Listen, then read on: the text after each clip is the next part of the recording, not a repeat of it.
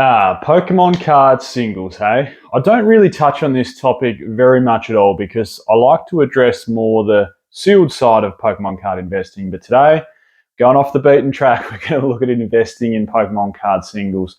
Pretty straightforward video. I'm going to give you my take on the scenario, then I'm going to give you some examples of some alt arts that I think might be worth picking up, and then also some trainer gallery cards. So before we jump into it though, I thought I'd just say if you haven't subscribed, please do so. Thanks to everyone that already has. And if you want to become a channel member, it's easy to do so. You just go to my homepage, click join.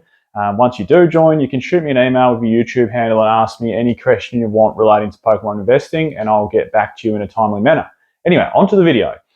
Pokemon card singles and investing. And like I said, I don't touch on this topic very much at all. And there's a reason for that, because personally, I just buy singles that I want to buy for my collection. I don't buy singles as an investment. If they happen to go up in value, perfect, great, love it. If they don't, it doesn't really bother me. And the reason I don't go singles for an investment is because I think they're a lot more volatile, but can be volatile in a really positive way, but can be volatile in a really negative way. Whereas if you compare investing in Pokemon card singles compared to sealed, I guess, is that that major company like the Apple stocks, or it's just an investment that slowly ticks up over time and seems to have some growth. It can go through bursts where it has massive growth.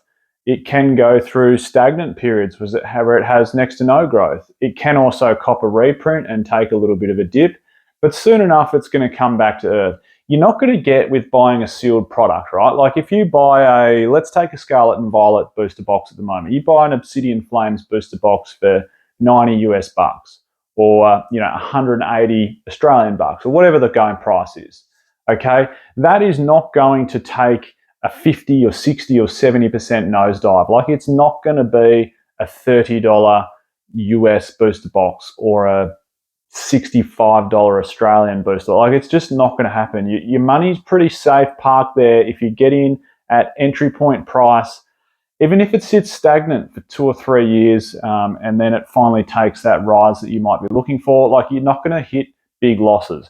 You might not get massive gains either, but it's a bit of a slow burn. Now compared to singles, on the other hand, you could buy a single like, I'm not even going to use it. I won't use an example, but you could just buy a single. Well, let's take an example. One of the Sun and Moon series alt arts, right?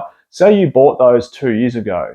You've been riding this massive wave of a huge uptick in price. Or alternatively, you could have bought some of the Sword and Shield era alternate arts a year ago and taken a 50, 60% dive. So that's what I mean by investing in Pokemon card singles is more volatile. You could get massive gains, or you could also take a 60, 70% loss. And that's the gamble on it. How do you know what's right? And that's my take. And that's why I personally don't choose to invest in singles, because of that volatility. To me, it's a collection. I like putting what I like in the binder or hardcovers and just having them there and looking at them every once in a while. It's the collectability side of it for me. But if you're a singles investor, here are, I guess, some of my tips. Well, they're not even really tips. I'm not saying go out and buy these. I'm just saying, these possibly have some room for movement. So we're going to start with some Sword and Shield alt arts, right? These are all pretty cheap. And I'm not saying it's going to happen, but if something similar happened in Sword and Shield block to what did in latter half Sun and Moon block with alt arts, you could see some really exponential growth over the next year or two. So let's take some cheap Sword and Shield alt arts. And look, some of these aren't much chop in terms of artwork and Pokemon character, but some of them aren't too bad either. Like, here's one from Chilling Rain, for example. Ice Rider Kaler XV, currently $13.62. That's pretty cheap for a nice looking alt art. If you actually study these cards, these alt arts, there's more that's gone into it than what you think. The artwork on them is actually really brilliant. And sometimes we go through and we just, we're chasing that massive hit. We almost throw cards to the side when it comes to singles and don't realize, the backstory behind it. There's an artist that's putting a heap of work behind this, and some of the artwork is quite simply fantastic to look at. And so, I mean, here's another example, Fusion Strike 1, old art for under $6. It's pretty much a $5 old art. These are all US prices off TCG Player, by the way. This is the Greedent V alt from Fusion Strike, $5.82.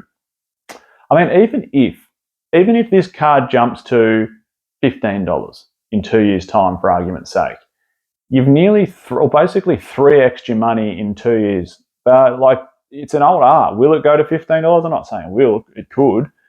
But, you know, you're probably not going to get that sort of return on a booster box. It could also drop down to a $3 card, and, you know, you've lost 80% of the card's value in 2 years. So there's a bit of a risk. Another one, I'm a big fan of this one, the Empoleon V from Battle Styles, currently $24.21. For a long time, it was sort of holding around $35 to $40. So it's taken a bit of a dip. Is it a good buy? Will it return back to where it was? Quite possibly. Another one from, the other ones from Battle Styles, don't forget about the Urshifus. Same thing, they were holding a certain price for a while and have made a dip. A lot of these cards have. A lot of Sword and Shield alt arts have held a price for a period of time and then taken a nosedive. I don't know how to pronounce this one. Is it Honchkrow? The old art from Brilliant Stars, $6 card. $6 card for an old art from Brilliant Stars. I mean, come on. Like I was saying, even if it goes to $15 or if it goes to $20, you're nearly 3.5, 4x your money.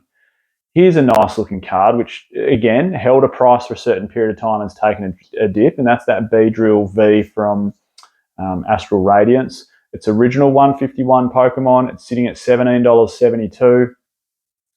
Another one that I think is a Gen 2 Pokemon, isn't it? Or Gen 3? Unknown V, alt from Silver Tempest, $15.47. Again, this was holding a stronger value for that than that for a period of time and has taken a massive dip. Another alt from Silver Tempest is the, Skunk Tank? Is that how you pronounce it? Basically a $5.60.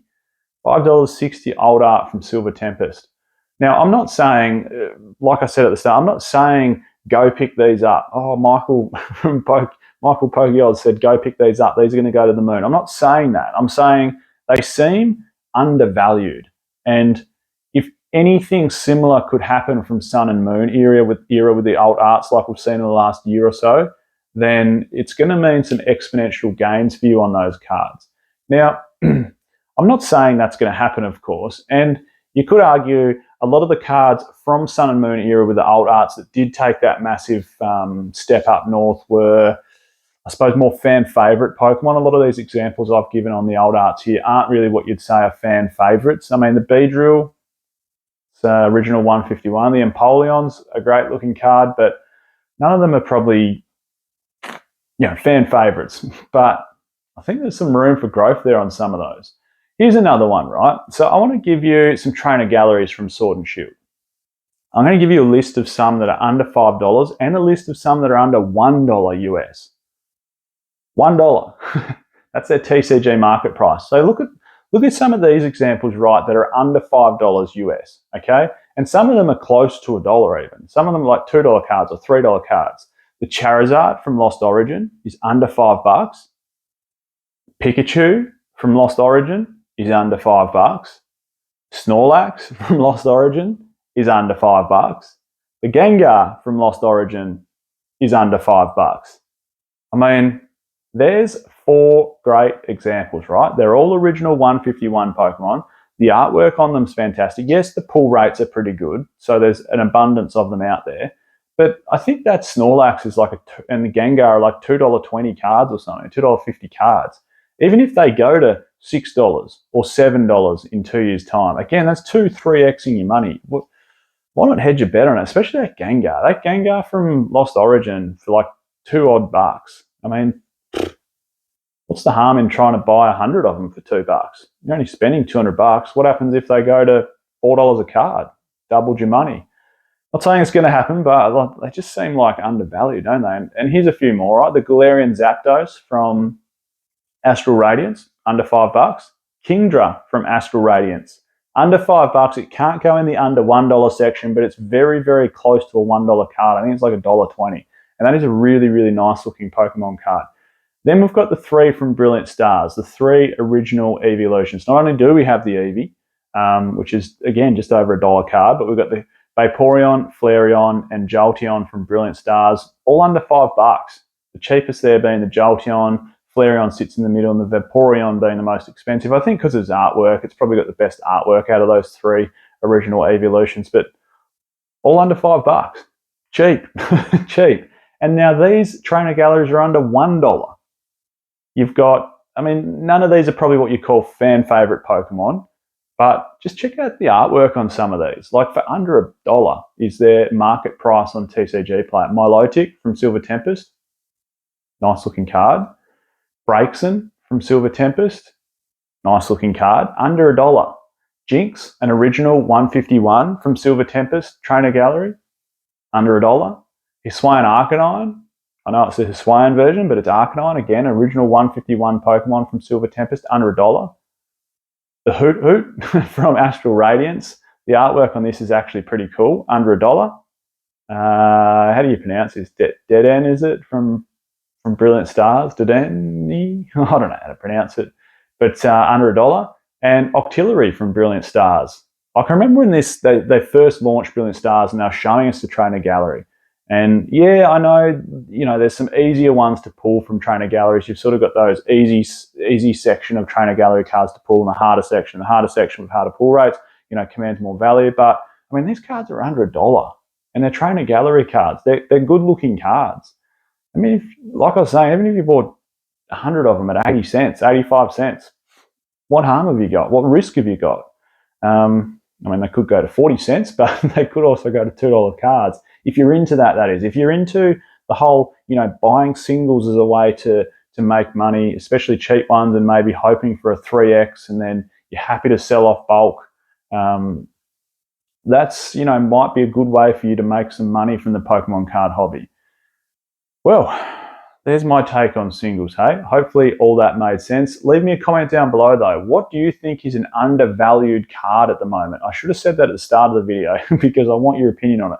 What do you think is an undervalued card? There's some examples I've given from Sword and Shield era, some alts that have taken nosedives and are sort of sitting at a low price, and some under $5 and under $1 TCG Player, US dollars that is, trainer gallery cards from Sword and Shield. Well, there you have it. I'm Michael. This is Pokey Oz. Catch everyone next time.